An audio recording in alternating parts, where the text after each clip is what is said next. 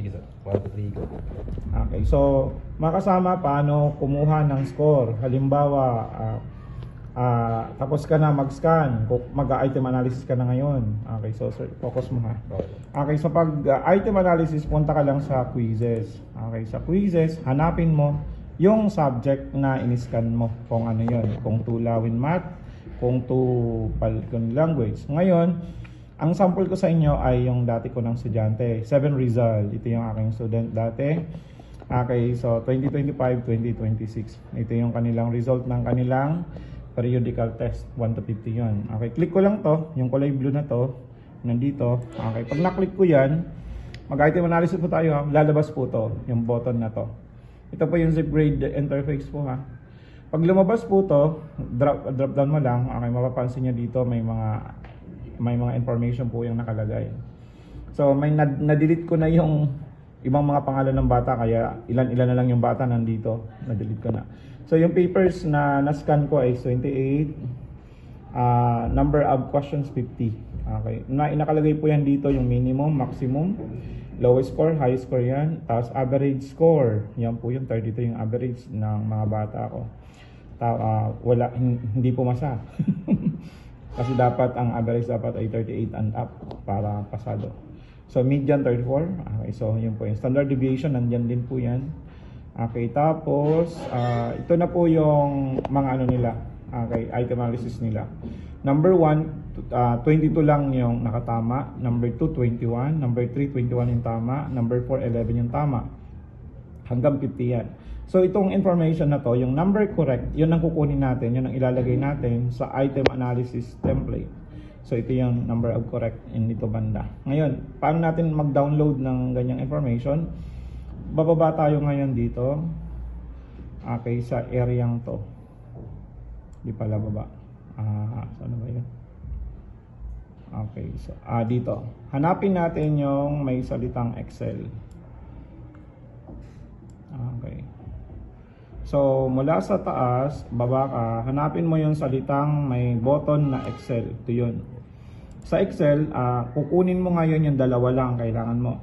Yung standard format at saka yung item analysis. Okay, para kunin mo ang score ng mga bata, score lang ng kailangan dito kung ilan ang 20, ilan ang naka 21, ilan naka 22, ilan naka 20. Standard format ka. Okay, then para malaman mo yung 1 to 50 kung ilan ang naka 22 sa number ilan ang nakakuha sa item 1, ilan ang nakakuha sa item 2, item analysis ang i-download mo. So i-download natin tong standard format, click mo lang. Okay, ulit para saan yan? Parang ang standard format ay para makita mo yung mga score ng bata. Score lang naman, di kailangan yung pangalan ng bata, score lang. So ngayon i-download mo yan. Okay, dito. Okay, so download mo lang yan. Tapos okay, so antayin mo lang na ma-download. Okay, then pag na-download, click mo yan. Okay, tapos lalabas yan dito. So ngayon ang kukunin mo dito ay yung mga score nila. Ito yung mga score, ito yung ZipGrade ID ng bata, tapos mayroon yan mga score nila, kung ilan ang score nila. Ang score nila, makikita mo yung heading ay num correct. Ibig sabihin number of correct niya. So ito yun. So mga score ang ika-copy paste mo. Okay, so ika-copy paste mo yan doon sa baba para para ma-arrange mo siya. Okay, paste number, tapos okay, tapos gagana mo lang, tapos data. Sa data, sort mo highest to lowest. Okay, so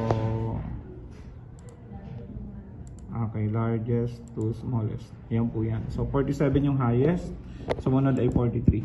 So ito yung item analysis natin. Okay, ililipat ngayon sa format ng item analysis. Ito yung division format ng item analysis.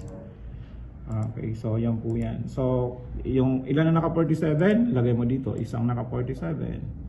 Okay, ilan na naka 43, isang naka 43. So ilalagay mo. So pag naglagay ka dyan sa template, may may total na agad kung ilan ang na-input mo na. So dalawa na. So nag-automatic yan dito. Okay, so dito mo ilalagay yan. Yung mga score dito mo ilalagay. So ilan ang naka 40?